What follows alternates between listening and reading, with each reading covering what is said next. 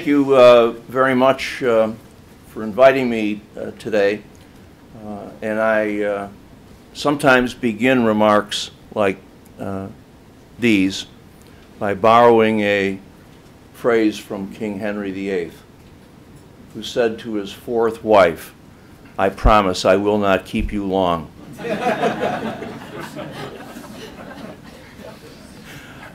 I'm pleased that our speaker today has chosen to come to Chicago, the capital of the American heartland and the most American of American cities.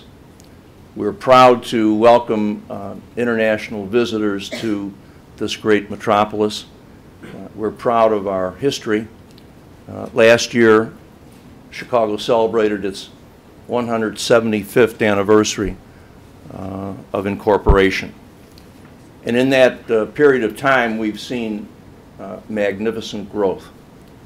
And indeed, Chicago is known as the second city, not because of its population, which for many years was the second largest in the nation, but because it grew out of the ashes of the Great Fire of 1871 and became that second city. And of course, the Great Fire of 1871 is an indelible part of our own conscience and our own history here in Chicago. So I'd like to call on our speaker to join me at the podium for a presentation. Please,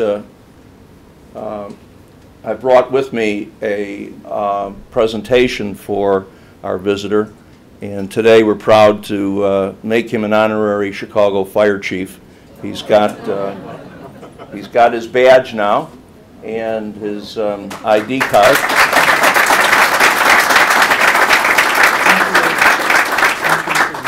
And he promised me that when he hears the alarm go off, he's going to jump right on the truck and race to the fire. Enjoy your stay, and thank you very much for being here in this most American of American cities. Thank you.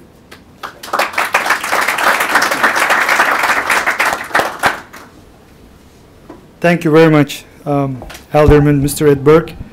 It's a great honor to have this badge today. And also it's a great privilege today to speak in front of such a distinguished audience. Ladies and gentlemen, and distinguished members of the diplomatic missions today, my Consul General and Consul General of Egypt, and friends from Serbia and Croatia. And I'd like to thank City Council members also. I'd like to thank to Mr. Ed Burke today. It's a great honor to speak here right after him. So I'd like to thank all of you since you're coming today. And I'd like to thank to also Niagara Foundation and their CEO, Sherif Bey, and very good friend of mine, very close friend of mine, Mevlut Bey. I'd like to thank to him as well. So I'd like to thank to my commercial attaché and my Consul General in every organization they are supporting. And I'd like to thank also Turkish Airlines General Manager here. Turkish Airlines is also a very important brand of Turkey. It's right now our global brand. We are proud of having this airline. And they have a great success, basically, in the last decade. So I think Chicago, which is the, as Mr. Burke pointed out, the capital of the heartland of the United States, I think we have some common characteristics, Istanbul and Chicago. And Istanbul, like in the 80s, also had also very important fire as well, the Great Fire as well. And like Chicago, Istanbul as well, the both city, I think, born from the ashes. So that is why two great cities has a common history because of the, I think, Great Fire. And after that, they were burned again from their ashes. And this is very significant for me to have this. And I promise to you, as the one of the best ally of the United States, Turkey, and as a Turkish citizen, exactly as a responsibility of ally, whenever you call us, whenever you need us or alarm, and I think the Turks will be here, or Turks will be there whenever we have an issue together. So we are right now living in a very interesting era. And this era is exactly a transformation era. Right now, the epicenter and the gravity of world economy is shifting right now, and from west to more east, whether we accept or not, from north to south even. So that is why there's a great shift right now. Maybe we'll see in the next decades the rise of Africa, which is the oldest continent of the world. And we'll see also rise of some of the Asian economies as well as more Eastern economies. And Turkey in the region also has a very serious transformation period and very rapid industrialization basically in the last decade. Well, right after the European sovereign debt crisis and the recapitalization issue of the banks and the banking sector, and not only in the United States, also in Europe as well, the bailout plans for some of the important banks of the world and came to the agenda, and sovereign debt crisis came to the agenda, and during the crisis, exactly we have seen that the flexible fiscal policies of the governments pursued by them. Right after that, it created a rebound effect. You know, increasing very rapidly, increasing dramatically the expenditures of the government, just to recovery of the market, just to bring more revitalization to the sectors and the market, well, created seriously very difficult outcomes, and then the governments faced a big public debt ratio risk. And after that, the new taxes, and then just at the beginning for just a few maybe quarter, they see it as positive. But right after that, the expansion of the monetary policies or the fiscal policies in their market created not a very positive outcome, mostly the negative outcome, and brought back again the taxation issue and the sovereign debt issue. Well, during that turbulent process and during that ambiguity, exactly, because before the crisis, basically in 2006, 2007, we were like in a heaven. The booming of the world economy, the booming of some of the sector, and we had just, seriously, we lived like a heaven. But after that, we paid the bill. And all the economies paid the bill.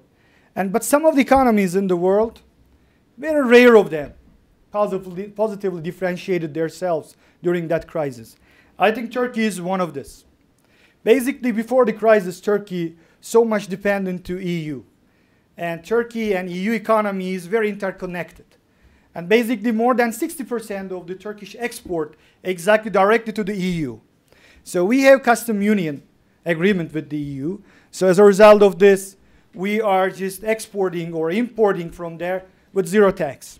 But also, this connection, this close cooperation with the EU created another risk to Turkey during the crisis, basically, because EU is still in recession, and the recession process, recapitalization of the bank, and the sovereign debt risk still existing in the EU, so that Turkey has a lot of risk.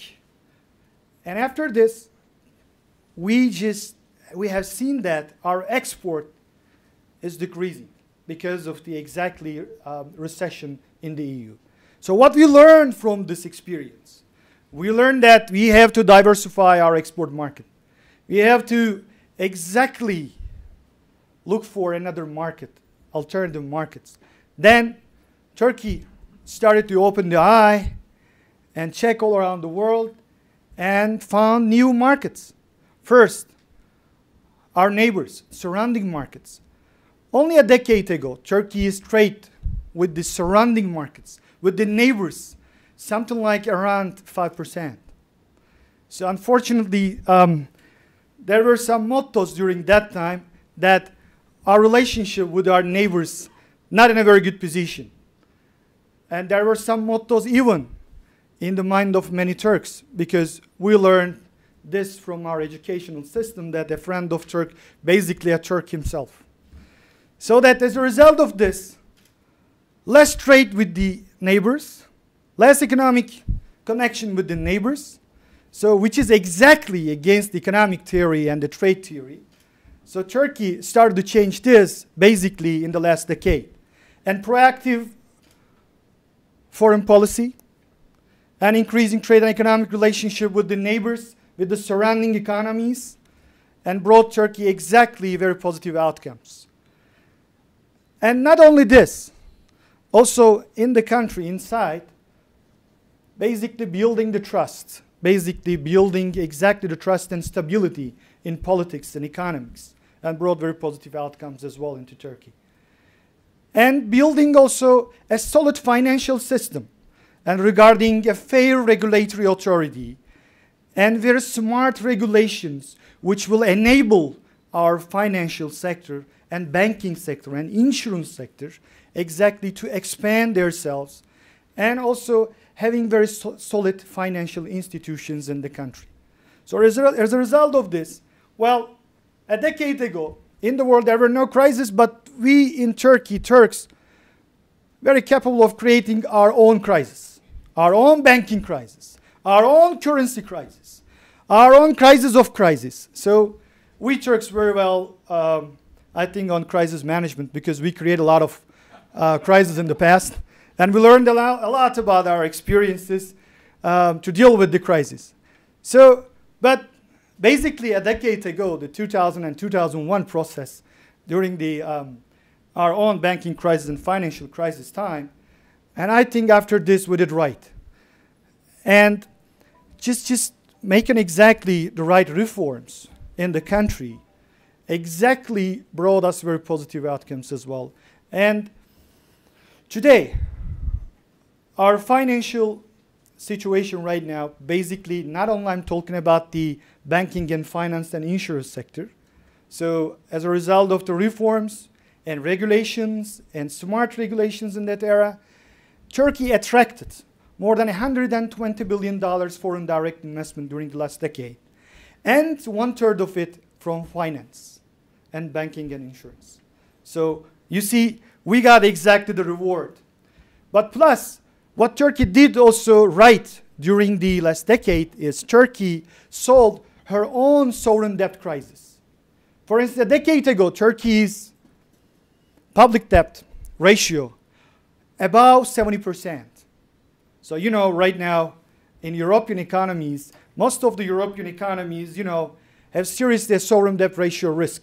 Basically like countries, Portugal, Greece, Italy, or Ireland. Right now, their debt ratio is above 70%. Even there are some of the countries above 100.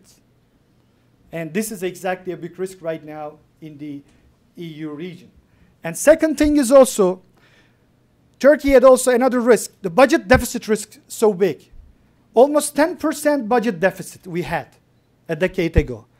Right now, we decreased the public debt ratio 36%, right before the crisis. So we solved that issue before the crisis. So at the same time, today, Turkey's budget deficit is 2%. So as you know, the EU average right now is 6%. So right now, our bank's capital ratio is about 17%, exceeds 17%. And right now, the capital ratio of EU banks average is right now 8%.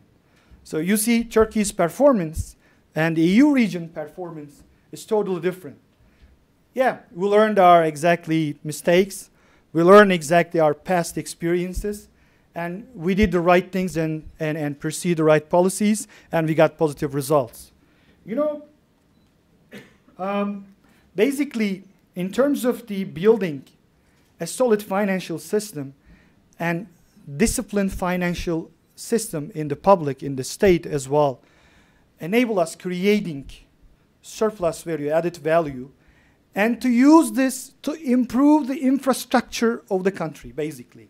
So we invested a lot during the last decade, exactly transportation area. And transportation and logistic is very important for us. And we invested also the energy as well. We invested also exactly the country's main infrastructural issues. Basically right now, the new roads, the new hospitals, the new schools, and the new ports, and at the same time, our investment on the airports as well. So create a synergy with the Turkish Airlines and Turkish Airlines expansion out of Turkey. And right now, Turkey became a hub a logistic hub. You see the Turkish Airlines expansion and success story. And right now, Istanbul is the hub between the West and the East. So that is why right now, all the people from the West come into Istanbul and stop by, and then flying from Istanbul to either Middle East or Africa or the East Far East. So right now, Istanbul is a serious hub. But Istanbul not only logistic the hub for passengers or for the goods and services that will pass through Turkey, but at the same time, Turkey became very important part of the energy supply security, because 2/3 of the all energy resources is the east and the south of Turkey. And one of the most important consuming market of the energy is in the west of the Turkey, EU. So right now Turkey is in the middle. So the Central Asian pipelines or the pipelines from the Middle East exactly coming to Turkey, and energy resources right now with the great stability of Turkey right now in a very secure position, transferring from Turkey to Europe.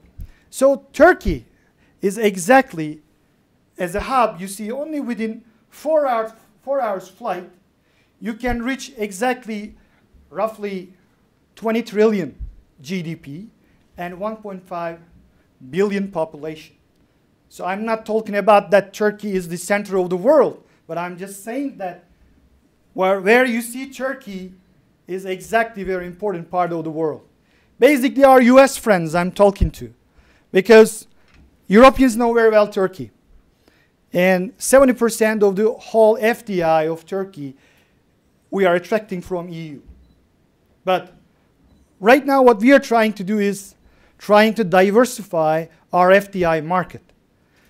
In order to make more technology transfer, or creating job, or increasing the competitiveness of Turkey, and increasing the regional and global competitiveness of Turkey, we need exactly the US cooperation. We, with US and Turkey, we know each other for many decades, and we are friends for many decades. But being an ally, we spent a lot of decades to be an ally. Right now we are ally. Basically, we are a perfect ally on the military scan. We're a perfect ally on politics and political issues as well. But right now, we have to be a very important ally on the economic side as well. Because only being a political or the military ally, not enough for countries. It's not sustainable enough. So right now, it is the time not to wait for many decades. It's right now to cooperate, and we have to be more coherent, and we have to cooperate more and more to understand each other's potential. Either Turkish investors' investment here in the US, which is right now increasing, and at the same time, US entrepreneurs' investment in Turkey very important. Because Turkey exactly in many sectors, basically we have a very diversified sectoral structure in Turkey. Starting from energy, the automotive and automotive spare parts, or the chemicals and petrochemicals, or machinery, or healthcare sector. We have a bunch of opportunities for US entrepreneurs. But in order to understand Turkey much better, it is better at least to visit Turkey. I'd like to thank to Niagara Foundation members. And what they are doing is exactly something great for US and Turkey. Thanks to our friends. They are bringing a lot of delegation from US to Turkey. And sometimes we are also welcoming the delegations. So it's great to be together. I think by touching, by smelling, by being together and having the same atmosphere, or just taking the same breath in the same atmosphere, I think very important. For me, it is important to be here in Chicago to understand the heartland of the US. But also I think for the US citizens and entrepreneurs, it's important to visit Turkey to see the new Turkey.